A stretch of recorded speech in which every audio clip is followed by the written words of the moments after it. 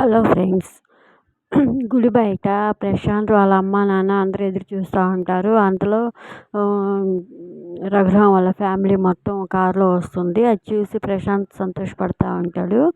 మరి గుళ్ళోకి పోయాక పూజారి గారు కాబోయే దంపతులు గుడి చుట్టూ 3 ప్రదక్షిణలు చేసి కొబ్బరికాయ కొట్టుకొని దేవుని ఆశీస్సులు తీసుకుంటే జీవితం మొత్తం కలకాలం సంతోషంగా ఉంటారు, ఎటువంటి ఇబ్బందులు లేకుండా అని అంటాడు. అప్పుడు రఘురామ్ అవునన్నట్టు చూస్తూ ఉంటాడు. ఈమె జానకి మాత్రం చాలా బాధపడుతూ ఉంటుంది.